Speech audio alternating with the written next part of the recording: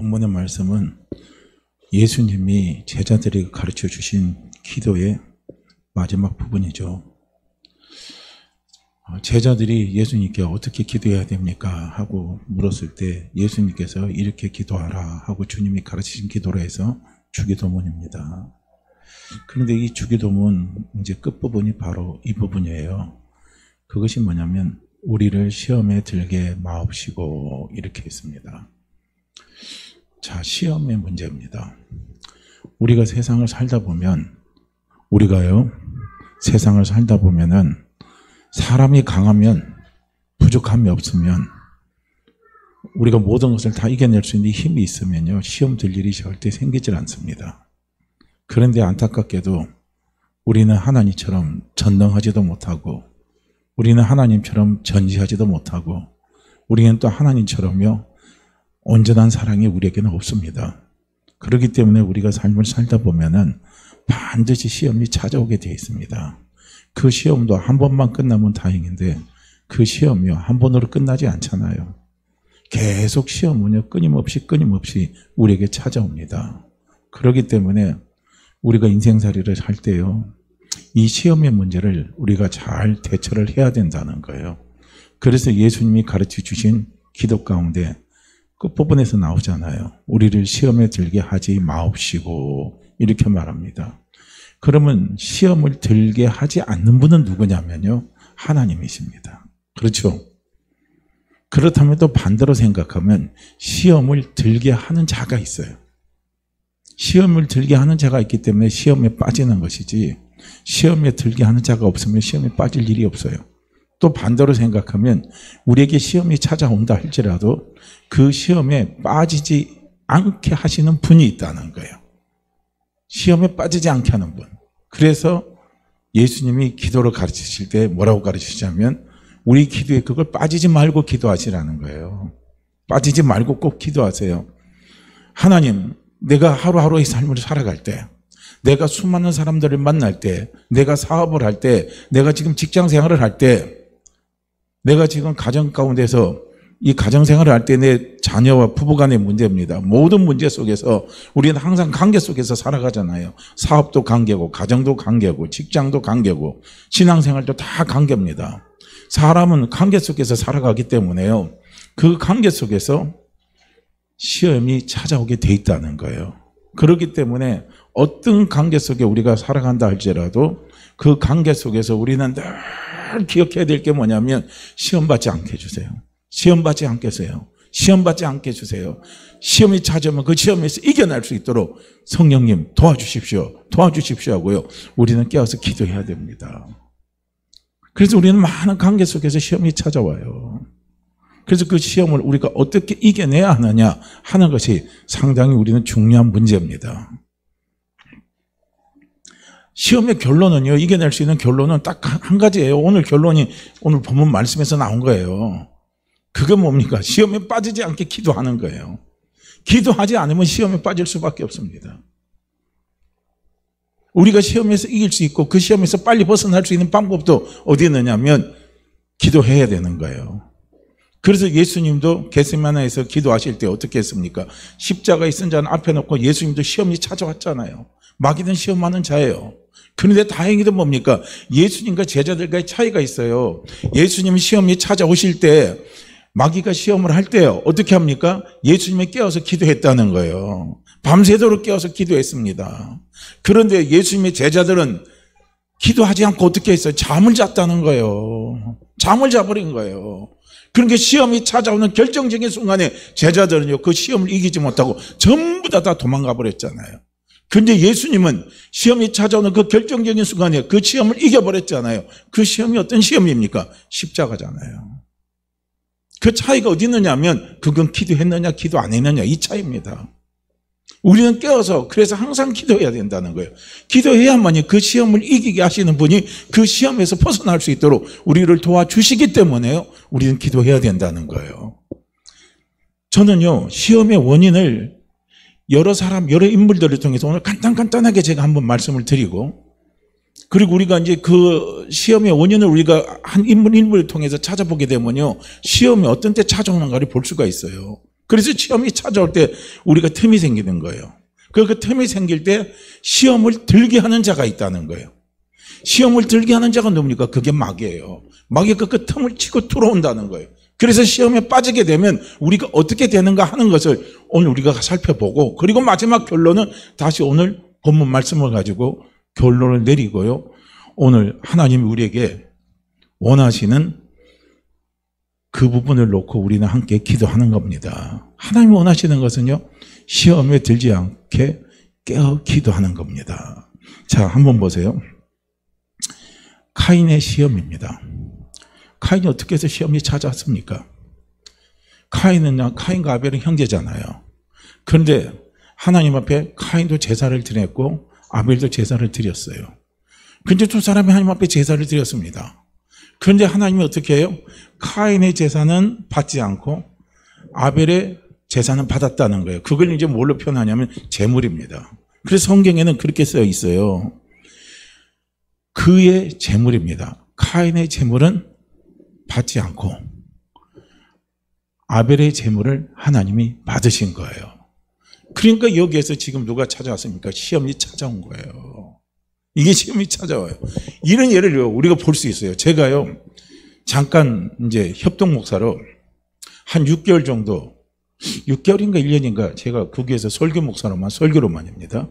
그러니까 그 목사님이 연로 가시고 병이 있으셔가지고 제가 한 6개월 정도를 금요 기도회 때만 설교만 했어요. 그러니까 설교 담당만 해서 설교만 했는데요. 그때 그런 일이 있었어요. 그 교회는 금요일날 기도할 때 뜨겁게 기도하는 교회입니다. 뜨겁게 기도하는데 막 방언으로 기도를 참 많이 하는 교회, 뜨겁게 기도하는데요. 근데 이제 그 교회에 먼저 들어온 성도가 있고 나중에 들어온 성도가 있었어요. 그래 이제 먼저 들어온 성도도 이제 그 교회 전체적인 분위기가 방언으로 기도하는 분위기니까 이 이제 방언이 이제 나타나기를 사모하는 마음들이 많은 거예요. 이제 그런 상황인데 자기보다 늦게 들어온 사람이 같이 기도하다가 방언이 턱 터져버렸네. 방언이 나타나 버린 거예요. 그리고 자기는 그 사람보다 훨씬 그게 먼저 나와서 신앙생활을 하는데 방언이 안 터진 거예요. 그러니까 거기에서 그분이 시험이 온 겁니다. 시험이 찾아왔어요. 왜냐? 나보다 늦게 들어오는 사람 방언 터지고 왜 하나님은 나에게 방언을 안 줬냐 이거야. 그리고 거기서 막 시험이 들어가서 교회를 나오느냐 안 나오느냐 시험이 들어버린 거예요. 이런 문제예요. 지금 카인과 아벨의 문제가 바로 그 문제 아닙니까? 어떤 사람은 우리가 오늘 우리말로 쉬운 말로 적용을 한다면요. 어떤 분은 예배 때 은혜가 막 충만해요. 막 예배 때 막 찬양할 때 막 눈물이 막 흘러나오고요. 막 목사님 말씀을 들으면 말씀을 막 잘 깨닫고요. 그 다음에 그 말씀을 자기 삶 속에서 잘 적용시켜가지고 그냥 뜨겁게 신앙생활 하는데 나는 교회 와봐야 말씀 들어봐야 예배 때 졸리지 무슨 말씀인지 못 알아듣겠지. 뭐 이런 거예요. 그러니까 막 그 찬양을 들어도요. 그냥 찬양이 은혜가 안 되는 거예요. 마음이 냉랭한 거예요. 그러면 이제 그때 시험이 드는 거예요. 왜 저 사람은 저렇게 막 뜨겁게 기도하고 막 뜨겁게 말씀도 듣고 예배도 막 뜨겁게 감동적으로 하는데 왜 하나님은 나에게 뭡니까? 예배의 은혜는 안 주냐 이거예요. 왜 나에게 예배의 간격을 주시지 않느냐 이거예요. 그러면서 거기에서 시험이 찾아와 버리는 거예요.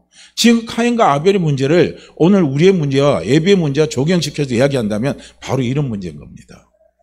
아니 다른 사람은 나보다 늦게 온 사람 신앙생활이 막 믿음이 쑥쑥쑥 잘 자라는데 왜 내 믿음은 안 자라냐 이거야. 나보다 늦게 오던 사람은 막 성경도 보면 막 깨달음 외우고요. 막 성경을 막 먼저 막 꿀송이 같이 막 달리게 열기면서 성경을 막 암송하고 막 그러는데 왜 나는 그런 마음이 안 생기냐 이거예요. 이럴 때 우리가 시험이 오는 거예요. 시험이 와. 그 시험에서 이기지 못하면 어떻게 됩니까? 하나님은 차별하신다 이거예요. 그 사람만 사랑하고 나는 또 사랑 안 한다고 막 차별한다고요. 우리 하나님에 대해서 또 오해를 하게 돼요. 그렇게 되면요 신앙생활이 점점 어떻게 합니까? 침체가 찾아가지고 신앙생활이가 하기가 싫어지는 거예요. 하나님하고 가까이 하기 싫어지는 겁니다. 여기서 카인이 바로 그런 거예요. 왜 동생 아벨의 제물을 하나님이 받으시고 왜 내 제물을 안 받았냐 이거예요. 거기서 그냥 막 카인이 막 화가 나는 거예요. 막 분이 치솟는 거예요. 그러니까 막 화가 나면 막 안색이 확 바뀌냐 얼굴이 색이 싹 바뀌어버리는 거예요. 이게 시험이 찾아오는 겁니다. 그래서 카인이요 이 시험이 찾아올 때 카인이 이 시험을 극복하지 못했기 때문에 시험에 빠졌기 때문에 그 결과 무서운 결과가 찾아온 겁니다. 어떤 결과가 찾아왔어요? 자기 동생 아벨을 죽여버리잖아요.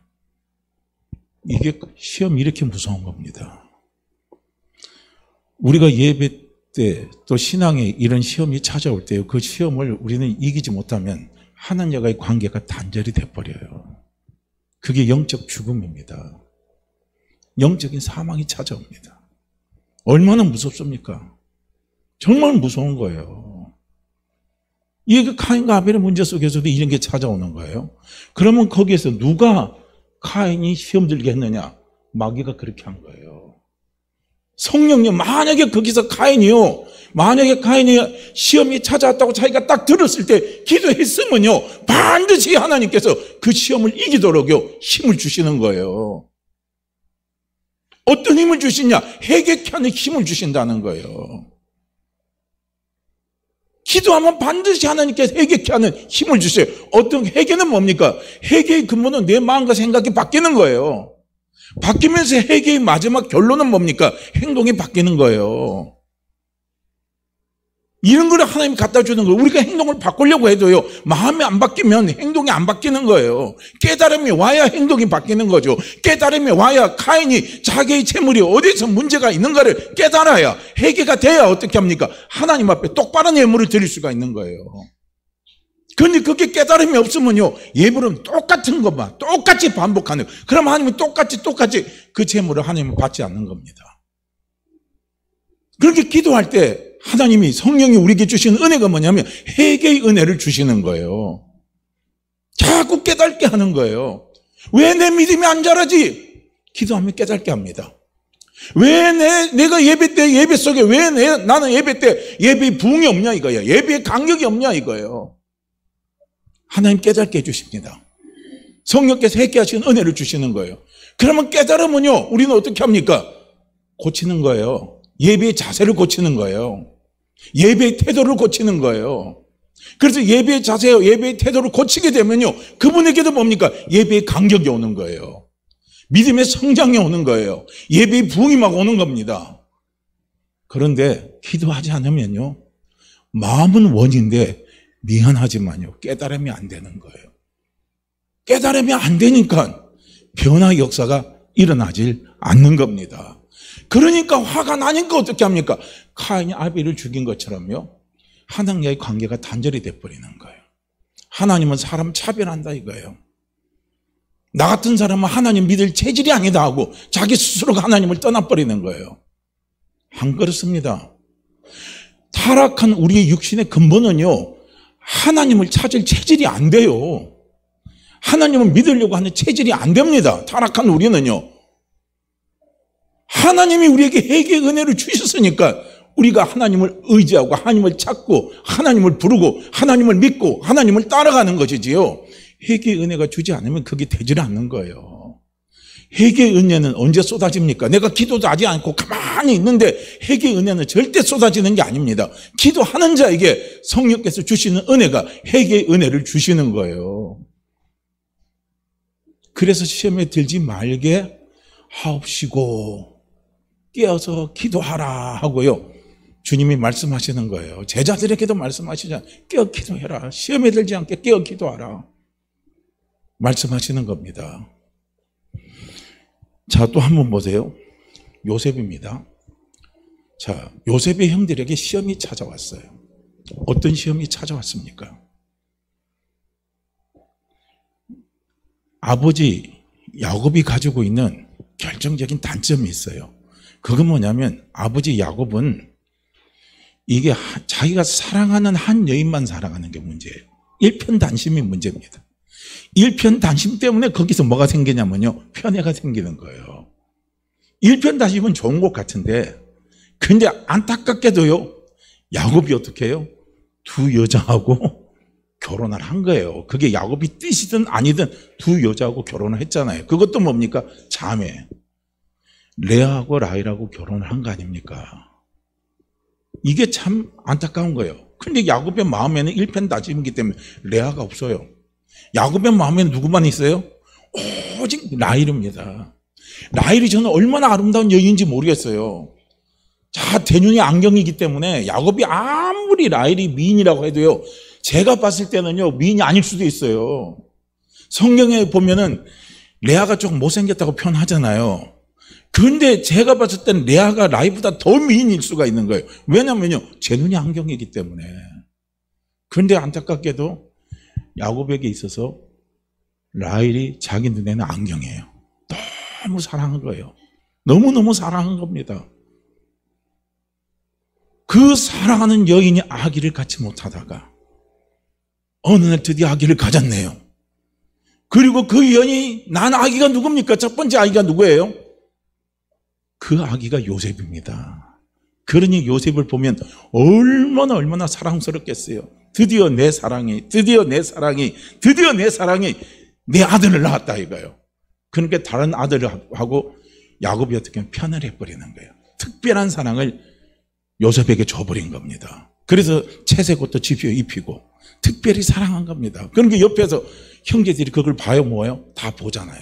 그러니까 형제들이 아버지 야곱이 요셉을 편애하고 특별히 사랑하고 특별 대우를 해주니까 그것 때문에 뭡니까? 시기와 질투가 생겨버린 거예요. 거기서 시험이 찾아온 겁니다. 이게 문제인 거예요, 이게. 그게 시험이 찾아오니까 어떻게 했습니까? 동생 요셉을 죽이자고 모의를 한 거 아닙니까? 그런 게 나중에는 뭡니까? 죽이기에는 너무하다 이거예요. 그래도 우리 형제인데, 그래서 유다가 나서서 어떻게 합니까? 물이 없는 구덩이에다가 어떻게 해요? 요셉을 채소옷을 벗기고 요셉을 갖다 던져버렸잖아요. 그러면 뭐 저기 사막에서 물 없는 구덩이에 사람이 와서 구해주지 않으면 죽을 수밖에 없잖아요. 그러다가 유다가 나타나서 그렇지 않다 이거예요. 그러면서 그때 애굽으로 가는 상인들이 있었잖아요. 그렇게 상인들이 있으니까 다시 동생 요셉을 구덩이에다가 빼올려가지고 상인에게 팔아넘겨버리잖아요. 노예로 팔아넘겨버린 거예요. 시험이 오면 이렇게 돼버리는 거예요. 시험이 이렇게 무서운 겁니다. 형제 간에 싸움이 나게 만들어버려요. 형제 간에 우애를 다 상하게 만들어버리는 겁니다. 시험이에요. 그런데 반면에 한번 보세요. 요셉이라고 해서 요셉에게도 시험이 안 찾아왔겠습니까? 자기가 애굽에 노예로 팔려갔을 때 형들한테 얼마나 애걸복걸 했겠습니까? 형님 나 한 번만 살려주십시오. 형님 도와주십시오. 형님 그럴 수가 있습니까? 해도 형들이 모른 척하고 싹 돌아서 어떻게 해요? 요셉을 애굽의 상인들에게 팔아넘겨버렸잖아요. 그래서 종살이 했잖아요.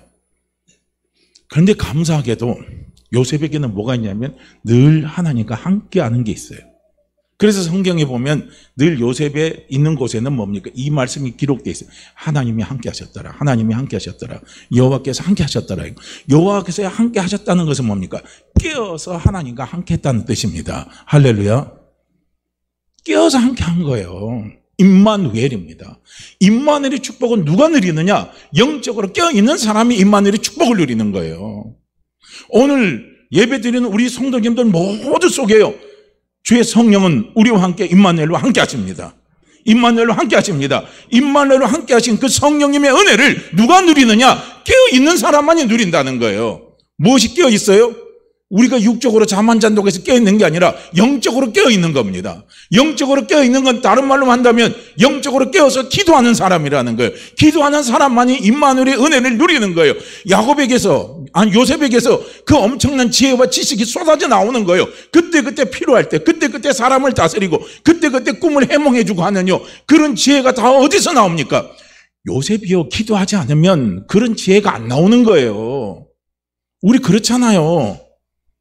저도 그래요. 저도요, 보니까 그런 게 있더라고요.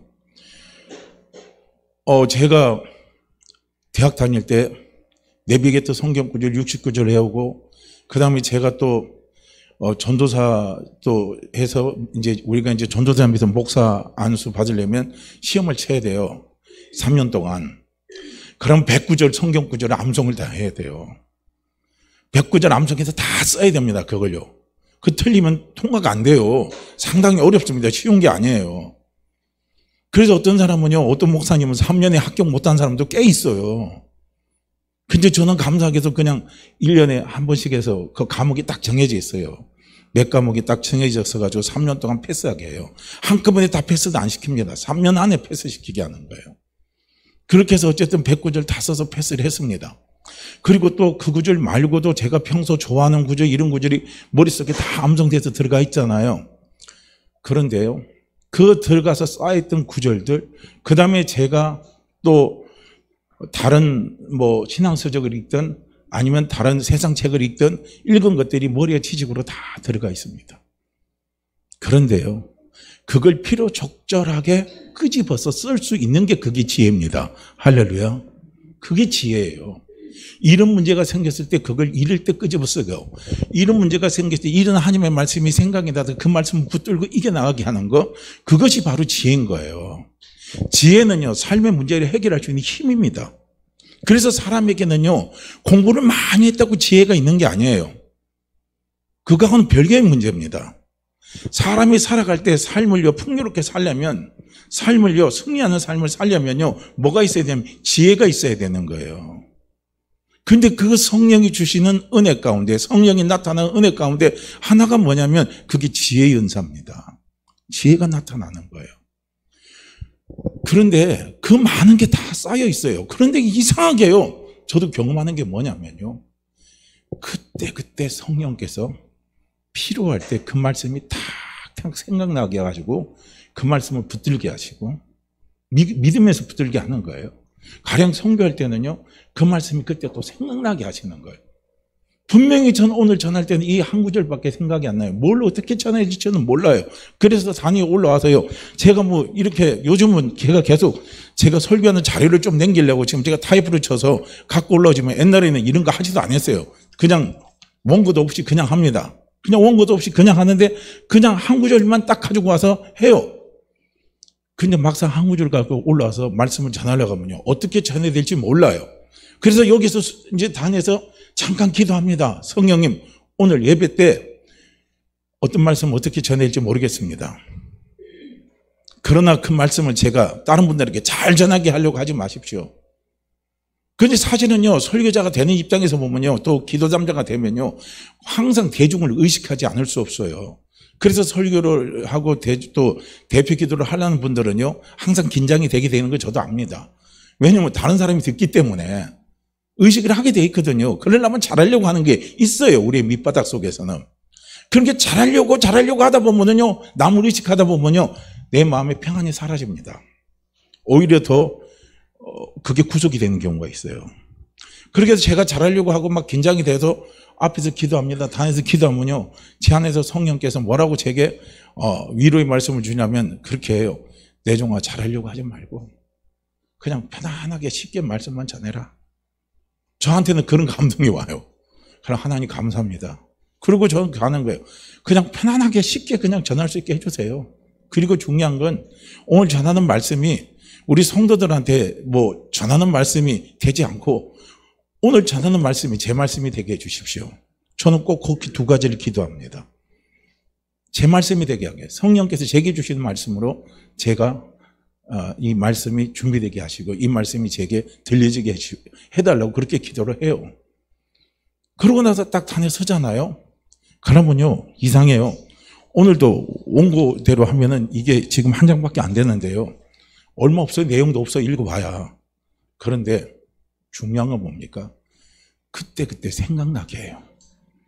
참 이 안에 있는 것들이 끄집어내서 말씀하게 하는데 저도 기가 막힌 거예요. 이 구절이 이때 턱 나오고 이 구절이 이때 턱 나오고 이 구절이 이렇게 턱 나오게 하면서 말씀과 말씀을 연결시키면서 고리를 치게 만들어 주십니다. 안에 드는 걸 사용하게 만들어 주시는 거예요. 그게 성령이 주시는 지혜의 은사입니다. 이런 지혜가 오는 거예요. 누가요? 임마누엘로 우리 모두에게 성령님은 함께 하십니다. 그런데 그런 함께 하시는 성령님이 도와주시는 그 은혜가 그게 바로 은사라는 거예요. 할렐루야. 은사의 긍정적인 의미는요, 우리 안에 임마누엘과 함께 하신 성령님이 도와주시는 은혜예요. 그게 선물입니다. 그 선물이 바로 은사예요. 그런데 그 은사를 누가 누리느냐? 기도하지 않으면 그 은사를 누리질 못하는 거예요. 그 선물을 누리질 못하는 거예요. 기도하던 자만이 그 선물을 누리고 그 은사를 누리는 거예요. 그래서 우리가 시험이 들 때 기도하셔야 된다는 거예요. 시험이 들 때 기도할 때 그때 성령께서, 내 안에 계신 성령께서, 임마누엘과 함께 하신 성령께서요, 그 시험을 이길 수 있도록 힘을 주시는 거예요. 깨달음을 주시는 거예요. 요셉이라고 왜 형들에게 마음에 받은 상처가 왜 없겠습니까? 그러니까 나중에 요셉이 총리가 되었을 때 나중에 야곱이 어떻게 합니까? 형님들 하고 나타났을 때 형제들이 얼마나 놀라 자빠지겠어요. 자기가 요셉에게 한 행동들이 있기 때문에. 그나마 아버지 야곱이 살아있을 때는 아버지가 뒤에서 백그라운드가 되고 백그라운드가 배경이 돼줘가지고 요셉이 형제들을 죽이려고 해도 못 죽일 겁니다. 왜냐하면 아버지가 있기 때문에. 그런데 아버지 야곱이 돌아가셨어요. 그러니까 형제들은 그게 큰 이제 근심덩어리가 되는 거예요. 그럴 때 요셉이 뭐라고 말을 합니까? 형제들에게. 요셉에게도 시험이 찾아왔지만요, 요셉은 그 시험을 이겼습니다. 이겨서 형제들에게 상처를 안 줬어요. 이겨서 형제들과 더 돈독한 우애를 가졌습니다. 이겨서 형제들과 더 하나가 됐어요. 이겨서 하나님의 뜻을 함께 이루어갔습니다. 누가요? 요셉이. 요셉이 어떻게 그걸 이겼습니까? 기도했기 때문에. 기도했을 때요, 성령께서 깨달음의 은혜를 주시는 거예요. 네가 왜 종으로 팔려왔느냐? 너희 형들이 왜 너에게 그렇게 할 수밖에 없느냐? 네가 아버지 야곱이 그런 약점을 가졌음에도 불구하고 너를 편애하는 그런 마음이 있음에도 불구하고 내가 너를 애굽의 총리로 세운 건 다 내 섭리의 계획 속에서 이루어졌다 이거예요.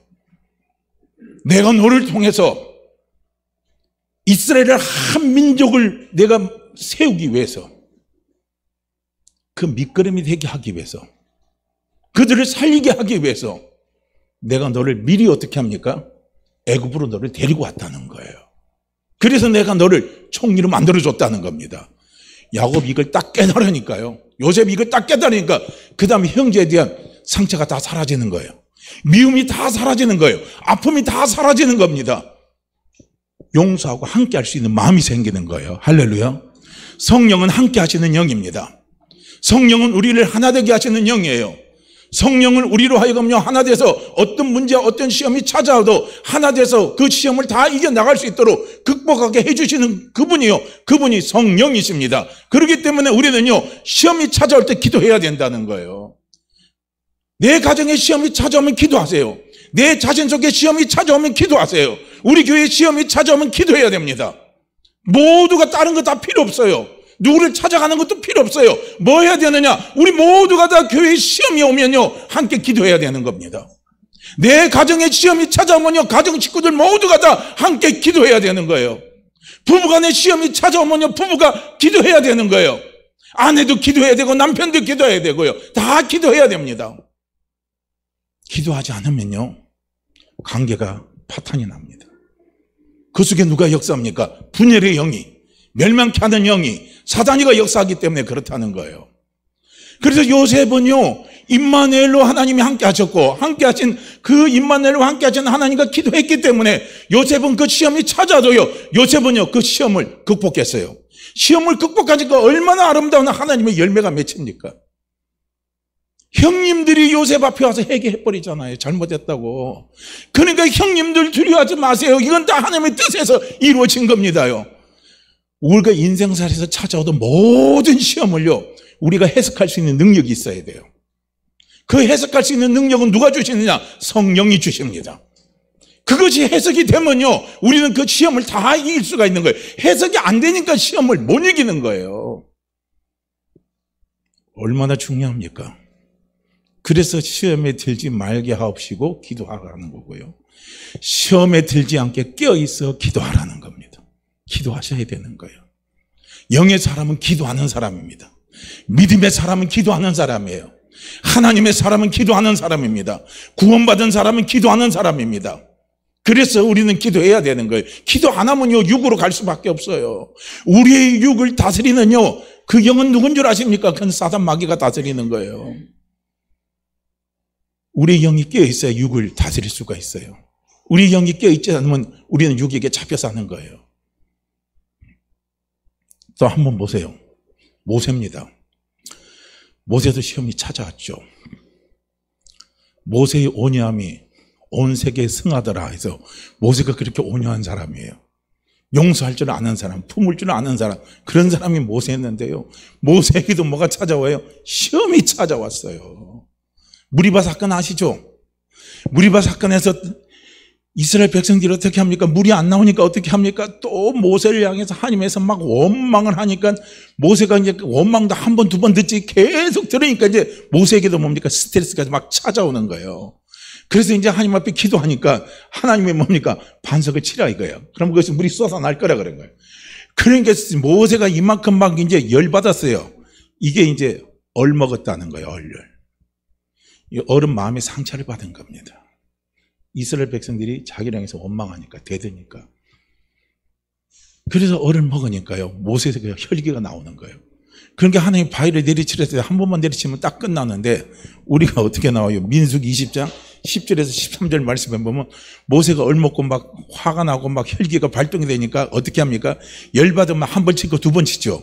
두 번 치고 세 번 치고 세 번 치고 네 번 치고 네 번 칠 것 갖다 부셔버리는 거예요. 이게 혈기가 나면 이렇게 돼버려요. 내다 갖다 던져버리는 거예요. 그러니까 그냥 모세가 열받으니까 그냥 반석을 한 번만 치면 돼. 두 번 내리쳐버린 거예요. 그러니까 뭐 하나님 앞에 혈기를 부린 거 아닙니까? 그러니까 하나님이 뭐라고 말해요? 네가 이스라엘 백성들 앞에서 내 영광을 나타내지 않았다는 거예요. 그래서 너는 어떻게 되느냐? 이스라엘 백성들을 가나안 땅으로 데려가지 못한다 이거예요. 너는 그 앞에까지 가서 끝이다 이거예요. 원래 모세가 받은 소명은 뭡니까? 가나안까지 데리고 가는 거예요. 그런데 모세가 어떻게 시험 받아가지고 혈기가 발동하니까 결국은 어떻게 됩니까? 바로 약속의 땅 가나안 땅이요 눈앞에 나타났는데 거기서 끝내버리는 거예요.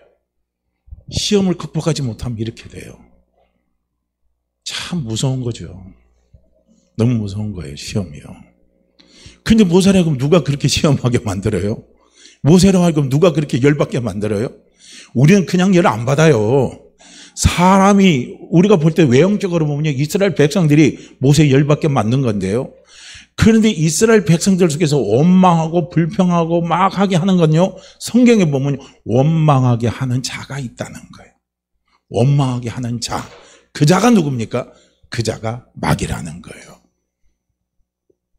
그래서 결국은 뭡니까? 모세가 거기서 시험에 들지 않게 더 깨어서 기도했으면 혈기를 잠재울 수 있는 힘이 있을 건데 혈기를 잠재우지 못한 겁니다. 시험에 들어버린 거예요. 그래서 가나안 땅까지 못한 거예요. 약속의 땅까지 들어가지 못한 겁니다. 우리가 하나님의 약속을 받았다 할지라도 우리의 혈기가 잠재워지고 우리 혈기가 죽어지지 않으면요, 하나님의 약속은 점점 우리하고 멀어져요. 약속은 하나님 이룰 수 있지만 혈기가 그걸 방해하는 거예요. 그래서 혈기를 죽여야 되는 거예요. 참 그게 무서운 거예요. 우리가 혈기 죽인다는 게 쉬운 게 아니거든요. 그게 내 힘으로 안 되는 거예요. 그러니까 사도 바울도 어떻게 합니까? 내가 날마다 내 스스로 저 복종한다 그러잖아요. 이거예요, 우리는. 그러니까 스스로 저 복종할 수 있는 힘은 어디서 오냐면 성령이 주시는 은혜가 아니면 우리는요, 그것을 복종할 수가 없어요. 그래서 우리는요, 시험에 들지 않게 깨어 기도해야 된다는 거예요. 막 사람들이 내게 원망하고 막 내게 그냥 안 좋은 소리 하고 비방을 나한테 막 계속 해봐요. 거기서 내가 견딜 힘이 어디 있습니까? 사람이라면요, 못 견디는 게 당연한 거예요. 누구나 다 마찬가지인 거예요. 그 사람 혈기 부렸다고요. 우리 그 사람 욕할 자격 없어요. 나도 그런 사람이니까요. 그런데 그럴 때 그걸 이겨나가려면 어떻게 해야 되냐면요, 기도하는 거예요. 기도하는 겁니다. 기도할 때요, 우리로 하여금 하나님 아버지의 마음을 알게 하는 거예요. 한나를 보세요. 한나가 어떻게 합니까? 한나가 아이 못 낳은 것 때문에 후처 분인나 있잖아요. 분인나, 이게 요즘 말이 좋아서 후처지만 첩실 아닙니까? 나쁘게 말하면 첩이죠. 그 첩인 분인나가 한나에게 얼마나 못되게 굴었으면 한나 때문에, 이 분인나 때문에 한나가 얼을 먹은 거예요. 얼을 먹었어요. 아이 못 낳는 것 때문에. 그래서 자기 남편이 자기를 그렇게 더 엘가나가 사랑을 해줘도요, 그 사랑이 필요 없을 정도로 마음에 얼을 먹어버린 거예요. 그럴 때 한나가 그 시험이 들었을 때요, 분인나한테 가서 분인나를 막 쪼졌다, 막 분인나를 쫓아냈다 이런 소리 없어요. 그런데 안타깝게도 아브라함의 사라는요, 누굴 쫓아냈어요? 하가리를 쫓아냈잖아요. 그런데 분이나를 안 쫓아냈어요. 누구는요? 한나는 안 쫓아냈습니다. 차이가 있어요. 한나는 하나님 앞에 나와서 기도했다는 거예요. 시험이 찾아올 때 기도했습니다. 시험이 찾아올 때 기도한 거예요. 자기 소음을 놓고 기도한 거예요. 자기 아픔을 놓고 기도한 거예요. 자기 울분을 놓고 하나님 앞에 막 기도한 겁니다. 기도하니까 성령께서 함께 하신 성령께서 한나에게 하나님의 마음을 부어주신 겁니다. 하나님의 소름을 부어주신 거예요.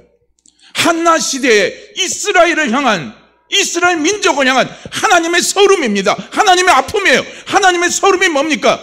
소름 중에 가장 큰 소름이요, 내 사랑하는 자가 나를 찾지 않는 겁니다. 내 자식이 나를 찾지 않는 게 얼마나 큰 소름입니까? 부모에게 있어서 가장 큰 소름이 뭐겠습니까? 내 자식이 나를 찾지 않는 거예요. 일전에 영국에서 그런 일이 있더라고요. 하도 자기 자식들이 자기를 찾아오지 않으니까 어느 날 자식들한테 아버지가 죽었다고 부고장을 다 돌려버린 거예요. 그러니까 아버지가 죽었다고 부고장을 다 돌리니까 이제 자식들이 놀라가지고 아버지 집으로 다 온 거예요. 그러니까 아버지가 멀쩡히 살아있는 겁니다. 그러니까 자식들이 아버지한테 막 나무라는 거예요. 아버지 이럴 수가 있느냐고, 죽지도 않는데 왜 죽었다고 거짓말 치고 이렇게 했냐고, 우리를 놀라게 했냐고. 그러니까 난 누가 보고 싶은데 누가 나를 찾아오지 않으니까 이 방법밖에 없더라 이거예요. 사랑하는 자가 나를 외면하고 사랑하는 자가 나를 찾지 않을 때 그 마음의 서름이 얼마나 큰 줄 아십니까?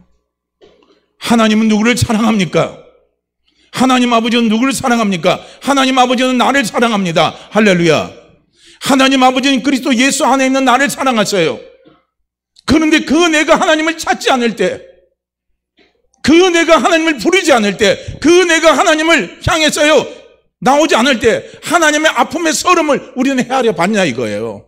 내 서름에 대해서 우리는 서러워서 하나님 앞에 그 서름을 놓고 기도했지만 우리는 하나님의 서름에 대해서 우리는 생각해 봤냐 이겁니다. 우리는 하나님의 서름에 대해서 관심이 없어요. 하나님도 서름이 있습니다. 할렐루야. 하나님도 그 아픔이 있어요. 내 사랑하는 자가 나를 찾지 않는 아픔입니다. 한나는요 자기의 그 아픔, 한나는 자기에게 찾아오는 그 시험입니다. 아기 못 낳는 것 때문에 서름 받는 시험, 아기 못 낳는 것 때문에 무시당하는 시험, 그 시험이 올 때 한나는요 임마누엘과 함께 하신 하나님께 기도한 겁니다. 기도할 때 그 서름을요 이길 수 있는 힘을요 한나에게 하나님께서 부어주신 거예요. 하나님의 서름을 안 겁니다. 그래서 자기에게 자식을 주시면 그 자식은 하나님 앞에 나실인으로 드리겠다는 거예요. 그래서 사무엘을 나실인으로 드린 겁니다. 보세요. 깨어 기도하는 자는요 시험을 이기는 거예요. 할렐루야. 그 시험을 이기니까 하나님께서 얼마나 큰 시험을 이기고 나니까요 그 큰 축복의 열매를 주십니까? 자식 없어 서러워하는 그 한나에게 사무엘을 주시고, 그 사무엘을요 한 시대를 사람들이 하나님으로 하여금 찾아 나올 수 있도록요 가이드 역할하고 안내 역할하고 선지자 역할하는요 그런 놀라운요 하나님의 종으로 누가 썼습니까? 하나님이 쓰신 겁니다. 그리고 한나의 태문을 활짝 열어주셔서 또 5남매를 형성해 주시잖아요. 얼마나 큰 은혜를요 한나에게 베풀어 주십니까? 이게 우리가 시험을 이기고 나면요 이런 축복이 찾아오는 거예요. 할렐루야. 그러니까 우리는 이걸 보세요. 시험은요 하나님 주시는 축복의 전조 증세입니다. 잘 되려고 하면 반드시 뭐가 찾아오는 줄 아십니까? 시험이 찾아와요. 그 시험을 우리가 이겨내면요 반드시 축복의 열매가 맺히는 거예요. 길이 확 열리는 거예요. 그런데 시험이 찾아올 때 시험을 극복하지 못하면요 길이 막혀요. 힘들어져요. 혼란스러워집니다. 그러니까 그 시험에서 이길 수 있으려면 우리는 어떻게 하냐면요 깨어있어 기도하는 거예요. 한나는 깨어있어 기도해서 시험 후에 찾아오는 축복의 열매를 누린 사람입니다. 요셉도 마찬가지 아닙니까? 깨어있어 기도하니까요 요셉은 그 축복의 열매를 누린 거예요. 할렐루야. 또 한번 보세요. 느부갓네살 한번 보세요. 느부갓네살 참 멋있는 사람이죠. 이 느부갓네살은 이 바벨론의 위대한 임금입니다. 그 바벨론이 보니까 구바벨론이 있고 신바벨론이 있더라고요. 역사를 보니까 구바벨론은 300년의 역사를 가지고 있고 신바벨론은 100년의 역사를 갖고 있어요. 그래서 바벨론의 역사 전체를 따지면 400년의 역사를 가지고 있는 거예요. 바벨론 나라가. 그런데 바벨론 나라가 전체 통틀어서 구바벨론, 신바벨론 전체를 통틀어서 바벨론의 가장 위대한 왕이 뭐냐면 함무라비 왕이래요. 함무라비 법전이라고 들어봤죠. 그 함무라비 왕이 바벨론의 가장 위대한 왕입니다. 그 왕 이후로요 최고로 위대한 왕이 누구냐면 바로 이 성경에 나오는 느부갓네살 왕입니다. 이 사람이 그렇게 위대한 임금이래요. 그래서 느부갓네살이 어떻게 되냐면은 바벨론이 근동 지역이에요. 근동인데 이 근동이라는 거 우리는 이걸 잘 이해해야 됩니다. 지금 성경에 보면 지금 신천지도 그렇고 이단도 뭐 이상한 우리나라 쪽에서 나온 이단들은요.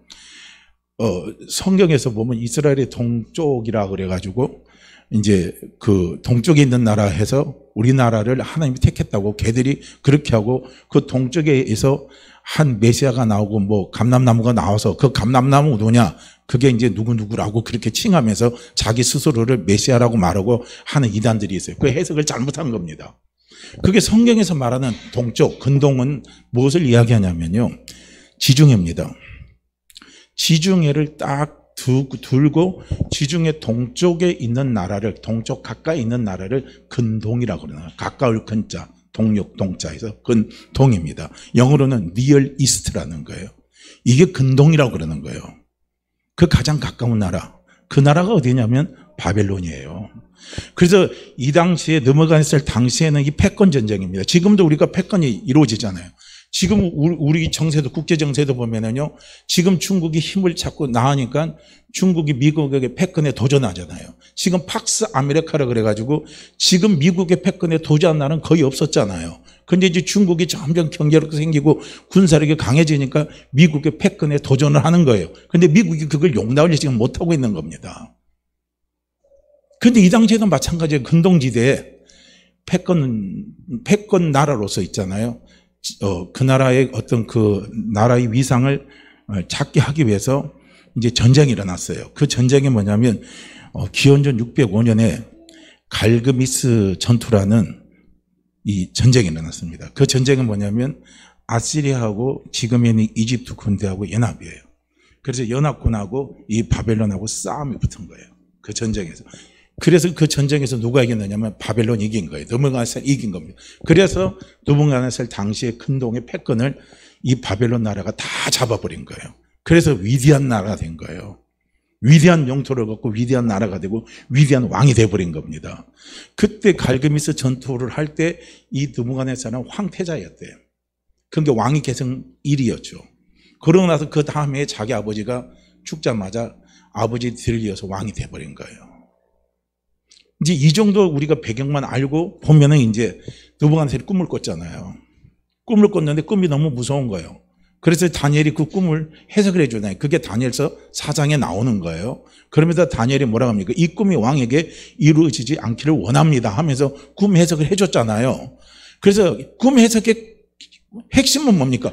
왕이 교만하면 어떻게 합니까? 하나님이 왕의 권좌에서 몰아냅니다. 그리고 다시 왕이 겸손해져서 하나님 앞에 돌아오면 하나님이 왕위를 회복시켜 줄 겁니다 하는 내용이에요. 그래서 쫓아낼 때 어떻게 쫓아내느냐?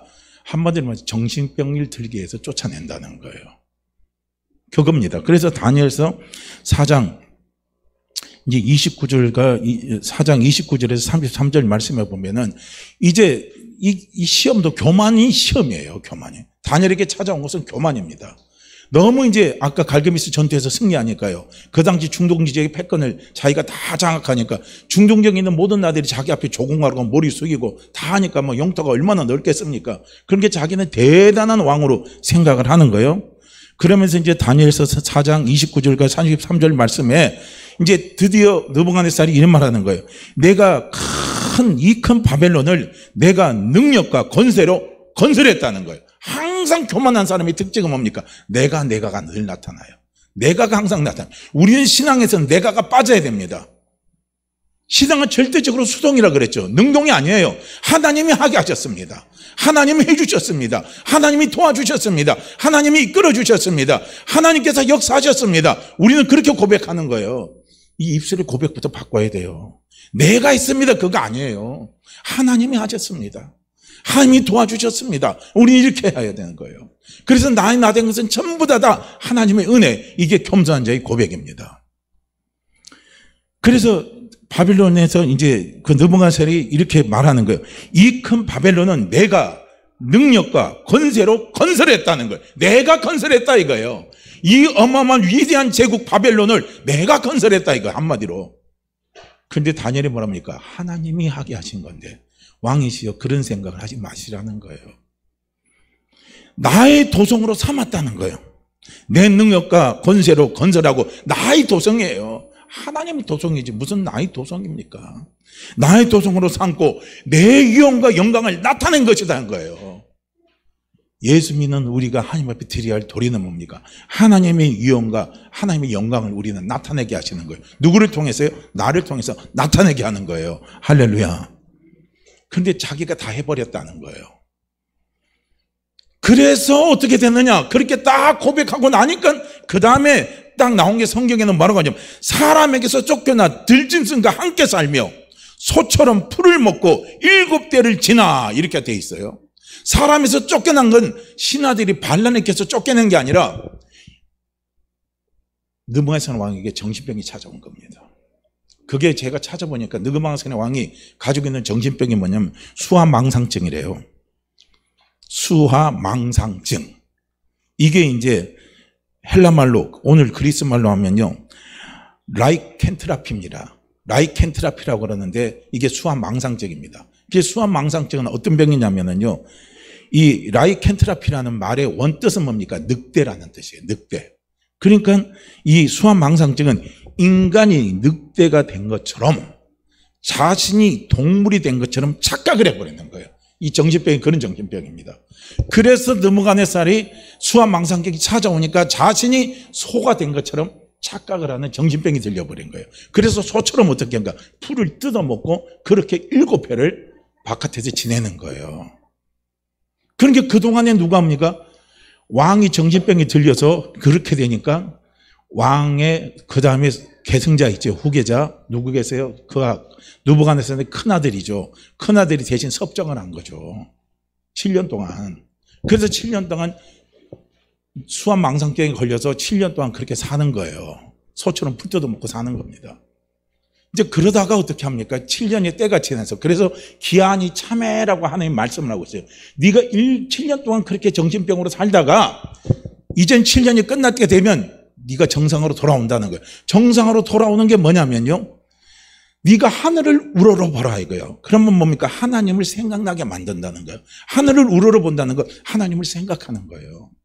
왜냐하면 느부갓네살은요 누구보다도 하나님의 위대한 위엄과 하나님의 위대한 능력을요 하나님의 엄청난 능력을 느부갓네살은 체험을 많이 한 거예요. 왜냐하면 풀무불 사건을 통해서도 체험했잖아요. 풀무불에서 다니엘과 세 친구들 갖다 던져였는데 아무도 안 죽었잖아요. 그리고 그걸 보고 나서부터는 하나님은 신이 한 분이시다 이거예요. 그러면 하나님께 위엄과 영광을요 느부갓네살이 막 이렇게 자기 입으로 고백을 했어요. 그런 왕이 이제 그게 갑자기 생각이 나는 거예요. 7년 될 때 하늘을 딱 우러러보고 그게 딱 생각이 나니까 거기서 이제 느부갓네살이 그게 한 거예요.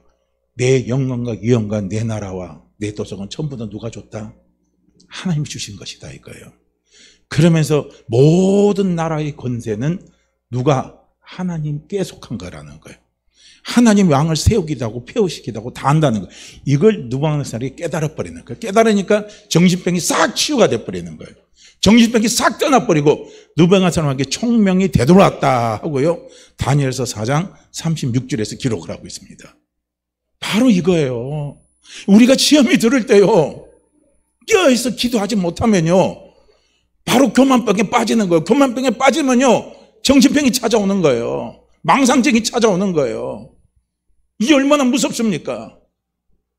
그러니까 우리는요 망상증 무슨 병이 찾아온다 할지라도 우리에게 중요한 것은 무엇입니까? 내 속에 우울증이 있어요. 내 속에 공황장애가 있습니다. 그런 분일수록 우리는 더욱더 정신을 바짝 차리고요, 임마누엘과 함께 하신 주님께 의지하고 성령께 의지하고요, 하나님의 말씀을 붙들고 계속 우리는 깨어서 어떻게 합니까? 기도하는 거예요. 그럴 때 어느 순간에 그 어둠의 영들이 싹 떠나게 만들어 버리는 거예요. 싹 사라지게 만들어 주시는 거예요. 그래서 우리 속에 우울증이 찾아와도요, 울어도 성령 읽으면서 우세요. 마음이 답답해도 성령을 읽으면서 답답해 하세요. 울어도 찬송을 들으면서 우시고 복음성가를 들으면서 우세요. 왜냐하면 복음성가의 찬송 속에서는요, 하나님의 능력이 있습니다. 하나님의 위로가 있습니다. 하나님의 축복하심이 있습니다. 우리는 괜히 다른 거 붙잡지 마시고, 그래서 우리가 그런 시험이 찾아올 때 시험에 들지 않도록 우리는 깨어서 미리미리 기도하시라는 겁니다. 할렐루야. 우리가 살다 보면 우울증 안 찾아온 사람이 어디 있습니까? 우리가 살다 보면 공황장애 비슷한 증세들이 있잖아요. 안 겪어본 사람들이 어디 있습니까? 사람이 무서운 게 얼마나 무섭습니까? 사람이 정말 무섭죠. 사람이 피하고 싶을 때도 많이 있잖아요. 그렇지만 우리는 관계 속에서 살아가야 할 사람들입니다. 그것을 우리는 이기려면 어떻게 해야 돼요? 말씀을 붙잡으시라는 거예요. 기도하면서 말씀을 붙잡으시라는 거예요. 기도하면서 말씀을 붙잡으시라는 거예요. 그래도 다행히 어떻게 합니까? 느부갓네살에게는 예방접종한 게 있어요. 다니엘을 통해서 하나님이 느부갓네살 왕에게 예방접종을 해주신 겁니다. 그래서 7대가 지났을 때 어느 날 갑자기 정신이 조금 돌아올 때가 있잖아요. 그때 하나님이 생각이 난 거예요. 그 하나님을 생각이 나고, 내 나라도 하나님이 지켜주셨고 하나님이 함께 해주셨고, 내가 왕이 된 것도 하나님이 세워주셔서 왕이 된 거구나 하고 딱 깨닫고 고백하니까 싹 돌아와 버리잖아요. 총명 회복되고 왕권이 다 회복되는요, 놀라운 역사가 일어나 버리는 거예요. 그러면서 바벨론을 42년 동안 통치를 한 겁니다. 시험 찾아올 때 이기는 게 중요한 거예요. 할렐루야. 극복하는 게 중요한 거예요. 시험은 여러 가지 찾아오는 원인이 많잖아요. 아까 카인에서도 나오고, 우리가 다윗도 보면은요, 또 나와요. 다윗도 어떻게 합니까? 다윗도요, 음란막이 들어와서 시험에 빠졌잖아요. 그 음란막이 들어 시험에 빠질 때 다윗이 그 시험에서 어떻게 이겨났습니까? 깨어서 기도했잖아요. 그러니까 우리가 찾아오는 시험은요, 여러 가지 갈래가 있는 거예요. 비교의식에서 찾아오죠. 시험이요. 내 뜻대로 안 될 때 시험 찾아오죠. 모든 일들이 잘 풀리지 않고 어려울 때 시험 찾아오죠. 다른 사람들로부터 원망, 부정적인 소리 들을 때, 다른 사람에게 공격받을 때, 비난의 소리를 들을 때, 좋지 않은 소리를 들을 때 우리에게 시험 찾아옵니다. 환난과 고난이 찾아올 때 시험 찾아옵니다. 육체의 종력이 찾아올 때 시험 듭니다. 교만이 찾아올 때 다요. 시험은 여러 부분에서 오는 거예요. 이런 시험이 찾아올 때 제가 몇 사람을 언급을 했잖아요. 이긴 사람, 시험을 극복한 사람, 시험이 극복하지 못해서 실패한 사람들 언급해서 제가 말씀을 좀 드렸지만은요, 어쨌든 우리에게는 이런 시험들이 끊임없이 우리에게 찾아옵니다. 문제는 우리는 그 시험을 이겨야 된다는 거예요. 이길 수 있는 힘은 내게 없습니다. 마귀를 이길 수 있는 힘은 우리에게는 없습니다. 그러나 오직 마귀를 이길 수 있게 하는 힘은 우리 하나님 아버지밖에 없습니다. 나와 함께 하신 성령님밖에 없습니다. 그래서 예수님이 뭐냐고요? 시험에 들지 말게 하옵시고 시험에 들지 않고 깨어 기도하라 이거예요. 시험에 들지 않기 위해서 깨어 기도하라, 그렇게 말씀하신 거 우리 꼭 기억하시고요. 항상 기도하시기 바랍니다. 말씀과 기도로 깨어 있으시길 바랍니다. 말씀과 기도로 시험에 들지 않게요, 우리가 미리미리 깨어서 준비하시길 바랍니다. 그래서 시험 후에 하나님 주시는 귀한 축복의 열매들을 우리가 많이 누리고, 시험 후에 하나님 주시는 영광과 그 하나님이 주시는 은혜의 열매들을 많이 나타내면서 살아갈 수 있는 우리 모두가 되기를요, 주의 이름으로 축복합니다. 자, 우리 누가복음 말씀 같이 읽고 기도합니다.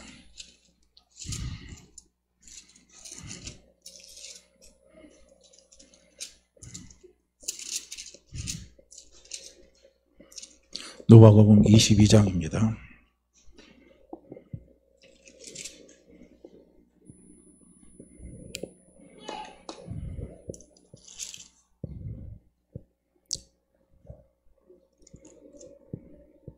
자, 누가복음 22장 46절 말씀 함께 읽습니다. 누가복음 22장 46절입니다. 자, 함께 읽죠. 이르시되 어찌하여 자느냐 시험에 들지 않게 일어나 기도하라 하시니라. 이르시되 어찌하여 자느냐 시험에 들지 않게 일어나 기도하라 하시니라. 이르시되 어찌하여 자느냐 시험에 들지 않게 일어나 기도하라 하시니라. 아멘. 일어나 기도하라. 시험에 들지 않게요. 하나님 시험에 들지 않게 일어나 기도하는 자가 되게 하옵소서. 우리 함께 같이 기도합니다. 오 할렐루야. 하나님 아버지 참으로 감사하고 감사합니다.